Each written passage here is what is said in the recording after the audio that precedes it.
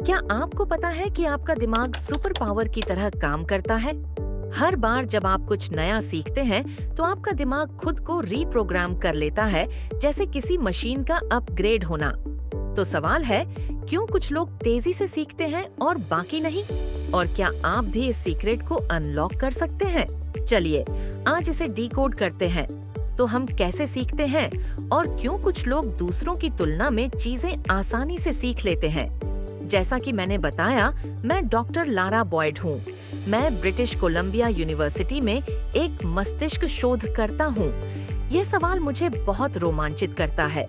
मस्तिष्क अनुसंधान मानव शरीर विज्ञान को समझने की एक बड़ी सीमा है और यह जानने का तरीका भी कि हम कौन हैं। आजकल मस्तिष्क के शोध के लिए बहुत अच्छा समय है और मुझे लगता है कि मेरे पास दुनिया की सबसे दिलचस्प नौकरी है।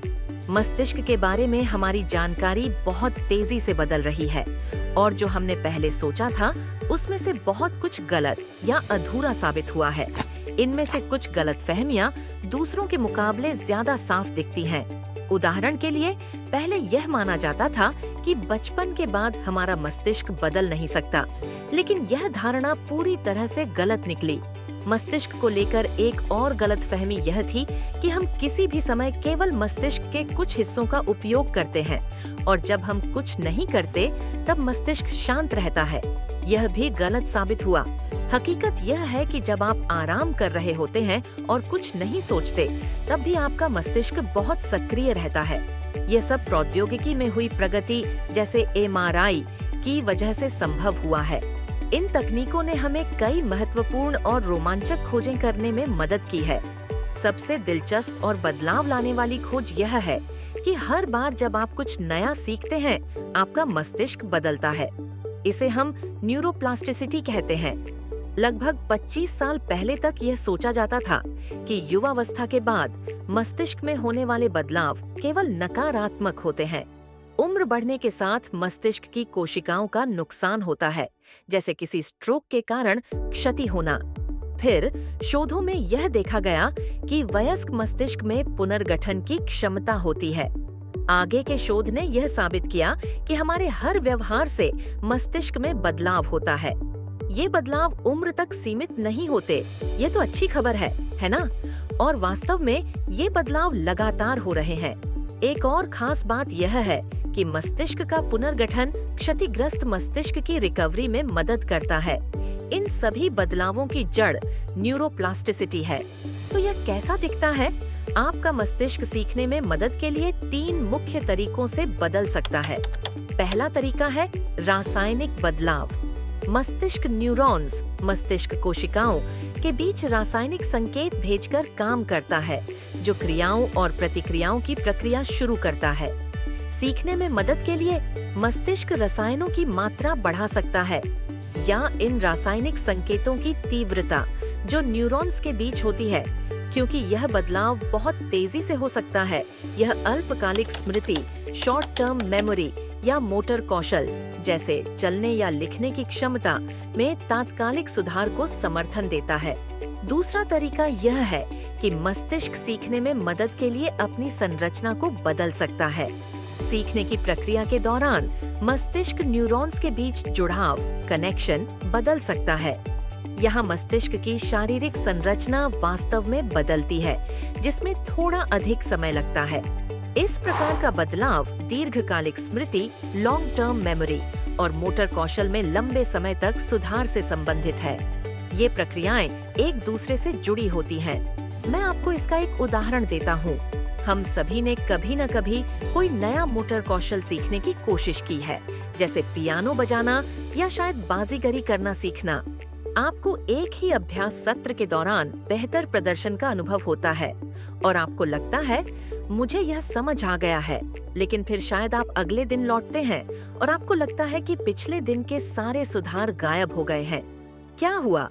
अल्पकालिक रूप से आपका मस्तिष्क न्यूरॉन्स के बीच रासायनिक संकेत बढ़ाने में सक्षम था, लेकिन किसी कारण से ये बदलाव उन संरचनात्मक परिवर्तनों में परिवर्तित नहीं हुए जो दीर्घकालिक स्मृति, लॉन्ग टर्म मेमोरी को बनाने के लिए जरूरी है। याद रखें कि दीर्घकालिक यादें बनने में समय लगता है, इसलिए अल्पकालिक सुधार असली सीखने का संकेत नहीं होते। यह संरचनात्मक परिवर्तन ही है जो अब दीर्घकालिक यादों को बनाए रखने में मदद करेंगे, जबकि रासायनिक परिवर्तन केवल अल्पकालिक यादों का समर्थन करते हैं। संरचनात्मक परिवर्तन से मस्तिष्क में नए नेटवर्क बन सकते हैं जो सीखने में मदद करने के लिए सामूहिक रूप से काम करते हैं। ये बदलाव मस्तिष्क के कुछ क्षेत्रों में संरचना बदलने या विस्तार करने का कारण बन सकते हैं, खासकर उन क्षेत्रों में जो बहुत विशिष्ट व्यवहारों के लिए जरूरी हैं। उदाहरण के तौर पर, जो लोग ब्रेल लिपि पढ़ते हैं, उनके मस्तिष्क का हाथ संवेदी क्षेत्र दूसरों की तुलना में बड़ा होता है। यदि आप दाएं हाथ के हैं, तो आपका बायां मोटर क्षेत्र बड़ा होता है। इसी तरह लंदन के टैक्सी ड्राइवर, जिन्हें टैक्सी लाइसेंस के लिए पूरे शहर का नक्शा याद रखना होता है, उनके मस्तिष्क के स्थानिक स्पेशियल क्षेत्र अन्य लोगों की तुलना में बड़े होते हैं। अंत में मस्तिष्क सीखने में मदद करने के लिए अपने कार्य करने के तरीके को भी बदल सकता है। जैसे जैसे आप किसी विशेष मस्तिष्क क्षेत्र का अधिक उपयोग करते हैं, यह और अधिक सक्रिय और कुशल हो जाता है। और जब आपके मस्तिष्क के ये क्षेत्र सक्रियता बढ़ाते हैं, मस्तिष्क तय करता है कि ये क्षेत्र कब और कैसे काम करेंगे। सीखने के साथ हम यह देखते हैं कि मस्तिष्क गतिविधि के पूरे नेटवर्क समय के साथ बदलते और विकसित होते हैं। मस्तिष्क की गतिविधियों के पूरे नेटवर्क समय के साथ बदलते और शिफ्ट होते हैं। न्यूरोप्लास्टिसिटी को रासायनिक, संरचनात्मक और कार्यात्मक बदलावों से सहायता मिलती है। ये परिवर्तन पूरे मस्तिष्क में होते हैं। वे एक दूसरे से अलग भी हो सकते हैं, लेकिन ज्यादातर समय ये साथ में होते हैं। साथ में ये सीखने की प्रक्रिया को मजबूत करते हैं और ये बदलाव हर समय हो रहे होते हैं। मैंने आपको बताया कि आपका मस्तिष्क न्यूरोप्लास्टिसिटी के कारण कितना अद्भुत है। फिर भी आप अपनी पसंद की हर चीज इतनी आसानी से क्यों नहीं सीख सकते? हमारे बच्चे कभी कभी स्कूल में क्यों असफल हो जाते हैं? जैसे जैसे हमारी उम्र बढ़ती है, हम चीजें क्यों भूलने लगते हैं? और मस्तिष्क की क्षति के बाद लोग पूरी तरह से ठीक क्यों नहीं हो पाते? असल में वो क्या चीज है जो न्यूरोप्लास्टिसिटी को सीमित करती है और उसे प्रोत्साहित करती है? यही वह विषय है जिसे मैं अध्ययन करता हूँ। मैं विशेष रूप से यह अध्ययन करता हूँ कि यह स्ट्रोक से ठीक होने से कैसे जुड़ा है। हाल ही में संयुक्त राज्य अमेरिका में स्ट्रोक मौत का तीसरा सबसे बड़ा कारण था, जो अब चौथे स्थान पर आ गया है। यह अच्छी खबर है ना? लेकिन असल में यह पता चला है कि स्ट्रोक के मामलों की संख्या कम नहीं हुई है। हम केवल गंभीर स्ट्रोक के बाद लोगों को जीवित रखने में बेहतर हो गए हैं। स्ट्रोक के बाद मस्तिष्क को ठीक करना बहुत कठिन साबित होता है और ईमानदारी से कहें तो हम अभी तक प्रभावी पुनर्वास उपाय विकसित करने में असफल रहे हैं। इसका नतीजा ये है कि स्ट्रोक दुनिया में वयस्कों में लंबे समय तक विकलांगता का प्रमुख कारण है। स्ट्रोक से पीड़ित व्यक्ति अब पहले की तुलना में कम उम्र के होते हैं और इस विकलांगता के साथ अधिक समय तक जीवित रहते हैं। मेरे समूह के शोध से यह भी पता चलता है कि स्ट्रोक से पीड़ित कनाडाई लोगों की स्वास्थ्य गुणवत्ता, जीवन स्तर में गिरावट आई है। ये साफ है कि हमें लोगों को स्ट्रोक से ठीक होने में मदद करने में और बेहतर होने की जरूरत है। ये एक बहुत बड़ी सामाजिक समस्या है और इसका समाधान अभी तक नहीं हुआ है। तो क्या किया जा सकता है? एक बात पूरी तरह स्पष्ट है, आपके मस्तिष्क में न्यूरोप्लास्टिक बदलाव का सबसे बड़ा कारण है आपका व्यवहार। समस्या यह है कि व्यवहार यानी अभ्यास की मात्रा, जो नए मोटर कौशल सीखने और पुराने कौशल को फिर से सीखने के लिए जरूरी है, बहुत अधिक है। और इन बड़े अभ्यास सत्रों को प्रभावी ढंग से करना एक कठिन और महंगा काम है। मेरे शोध का तरीका यह रहा है कि मस्तिष्क को सीखने के लिए तैयार करने वाली थेरेपी विकसित की जाए। इसमें मस्तिष्क उत्तेजना, व्यायाम और रोबोटिक्स का उपयोग शामिल है।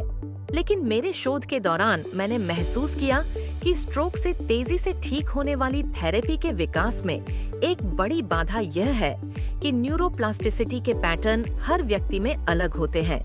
शोधकर्ता के रूप में यह भिन्नता मुझे पहले परेशान करती थी। ये आपके डेटा और विचारों का परीक्षण करना कठिन बना देती है। इस वजह से मेडिकल हस्तक्षेप अध्ययनों को खास तौर पर इस भिन्नता को कम करने के लिए डिजाइन किया जाता है। लेकिन मेरे शोध में यह स्पष्ट हो रहा है कि सबसे महत्वपूर्ण और जानकारीपूर्ण डेटा यही भिन्नता दिखाता है। इसलिए स्ट्रोक के बाद मस्तिष्क का अध्ययन करके हमने बहुत कुछ सीखा है और मुझे लगता है कि इन सीखों का महत्व अन्य क्षेत्रों में भी बहुत है।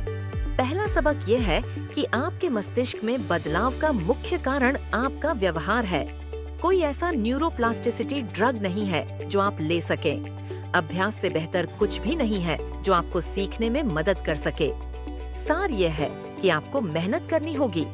वास्तव में मेरे शोध से पता चला है कि जब अभ्यास में कठिनाई और संघर्ष बढ़ता है तो इससे अधिक सीखने और मस्तिष्क में अधिक संरचनात्मक बदलाव होते हैं। समस्या यह है कि न्यूरोप्लास्टिसिटी दोनों दिशाओं में काम कर सकती है। ये सकारात्मक हो सकती है, जैसे कुछ नया सीखना या कौशल को निखारना, लेकिन यह नकारात्मक भी हो सकती है, जैसे कुछ भूल जाना, नशे की लत लगना या लगातार दर्द में रहना। आपका मस्तिष्क बहुत प्लास्टिक है और ये आपके हर काम और उन कामों से भी जिसे आप नहीं करते, दोनों से प्रभावित होता है।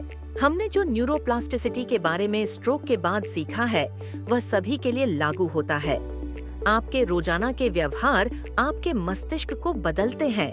आपका मस्तिष्क सीखने और सिखाने दोनों में आपकी अनोखी विशेषता को दर्शाता है। जब आप इस कमरे से बाहर जाएंगे तो आपका मस्तिष्क वैसा नहीं रहेगा जैसा यह सुबह यहाँ आने पर था।